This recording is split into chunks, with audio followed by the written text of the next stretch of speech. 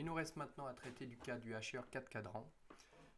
Ce cas est très courant. La structure est une structure en pont. On retrouve la structure en H qui permet de mettre en connexion une source de tension avec une source de courant. Donc c'est un cas très classique. On retrouve les conditions sur les interrupteurs K1, K2, K3, K4 qui ne doivent pas tous être commandés de manière simultanée, sinon on risque des courts-circuits au niveau de la charge, au niveau de l'entrée plutôt, au niveau de la source d'entrée.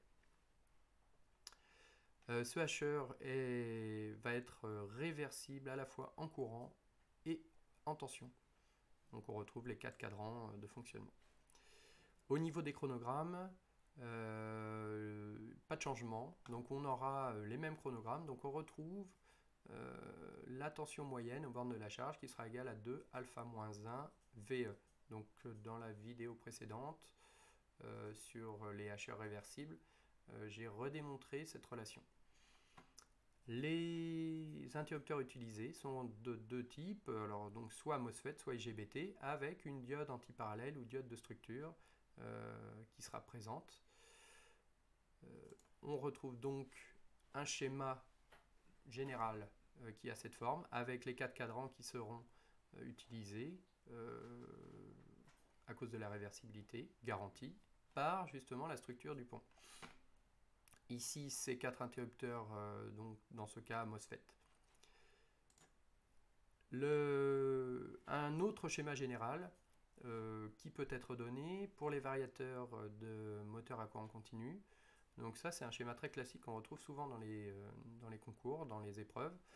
Il fait un petit peu, disons, le point sur beaucoup de choses qu'on a vues dans la partie de cours sur CIDIS, donc convertir l'énergie, pardon.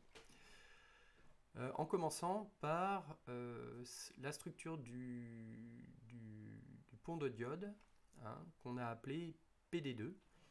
Et ici, donc avec nos 4 diodes qui sont là pour redresser le signal issu d'un transformateur, de la sortie d'un transformateur éventuellement, qui aura été donc abaissé, donc le transformateur n'est pas présent.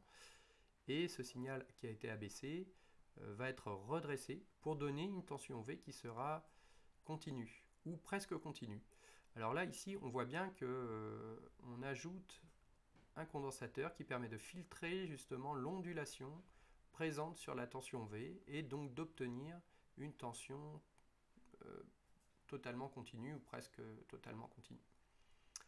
Ensuite, cette tension donc, qui constitue la source d'entrée de la structure du pont en H, donc réversible en courant et en tension, on la retrouve, qui va utiliser justement cette tension V en entrée pour amener de l'énergie au moteur qui est constitué qui peut être modélisé par la source de courant, hein, on a vu ça avant.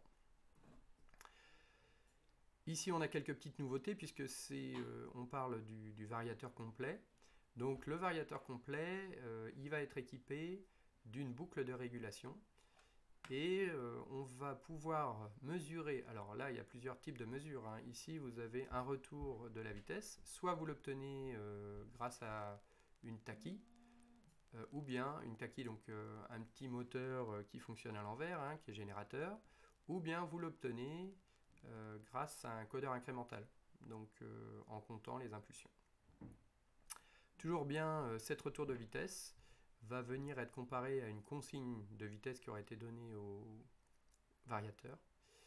Et la boucle de régulation, justement, va entrer en jeu pour finalement aller commander les transistors T1, T2, T3 et T4 de façon à obtenir la vitesse de consigne.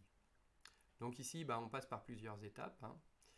On va retrouver un régulateur de vitesse, donc en fonction de l'écart qu'il y a entre la consigne de vitesse et le retour de vitesse, on va commander plus ou moins, de façon plus ou moins importante. Il sera important de limiter le couple aussi, puisque si vous commandez, si le moteur par exemple est à l'arrêt, le retour de vitesse étant nul ici, la consigne étant importante, eh bien vous pouvez avoir un couple de démarrage très important qui peut éventuellement détruire les transistors du pont. C'est donc ici important de placer un limiteur de courant qui, si jamais on demande, disons, un courant, enfin le courant appelé dans le moteur est trop grand, va limiter justement le courant, donc le couple. Une deuxième régulation peut être ajoutée, c'est une régulation en courant, justement en couple. Donc on va venir mesurer le courant dans le moteur pour voir s'il correspond à une valeur attendue. Et là aussi, on va pouvoir agir donc, sur les commandes des transistors T1, T2, T3 et T4. Un petit peu en fonction de la valeur du courant que vous avez dans le moteur. Une dernière chose qu'on peut étudier sur ce montage, c'est que ici, vous voyez, vous avez une résistance RF et un transistor T5.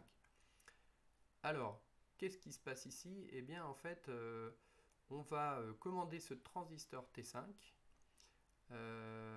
en fonction du résultat d'une comparaison avec une tension max au niveau de l'entrée du pont.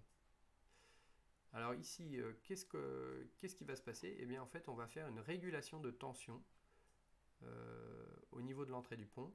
Si jamais cette tension ici est trop grande, eh bien on va commander T5 et ça aura pour effet de freiner le moteur. Alors qu'est-ce qui va se passer? Bien sûr, on va couper, si jamais on commande T5, on va couper toutes les commandes des transistors. Pardon. Et ici, alors le chemin du courant, qu'est-ce qui va arriver si on coupe tout? Eh bien le moteur, lui, aura de l'inertie. Il va, par exemple, s'il fonctionnait dans ce sens-là précédemment, ici, là, et qu'on coupe T1 et T4, eh bien le courant devra continuer d'exister au moment où on coupe les commandes. Donc le moteur va lui continuer à tourner, donc il va y avoir génération d'un courant qui pourrait être positif comme ça. Alors où est-ce qu'il va se passer ce courant? Eh bien il va passer par là, ici par cette diode, et là par cette diode, si on considère que le courant va dans ce sens-là. Et arrivé ici, alors qu'est-ce qui se passera? Soit le condensateur qui est là, qui pourrait très bien être une batterie aussi, eh bien va se recharger. Donc ici, le chemin du courant, ça va être ça. Et si jamais ce condensateur, donc si la charge maximale est atteinte aux bornes de ce condensateur ou de cette batterie, eh bien ici, ça va être détecté par le comparateur qui va commander T5 et le courant va être véhiculé par RF. Vous voyez, ici par ici. RF ici. Et on obtiendra, alors dans ce cas de figure, on obtiendra ce qu'on appelle du freinage, c'est-à-dire que l'énergie qui sera fournie par le moteur sera dissipée directement par la résistance RF, et le résultat, c'est que le moteur va s'arrêter plus vite. Alors voilà un schéma qui est assez complet, qui peut être un peu difficile à appréhender, mais je crois qu'on a vu toutes les parties maintenant, et c'est une bonne synthèse de ce qu'on doit connaître sur le sujet.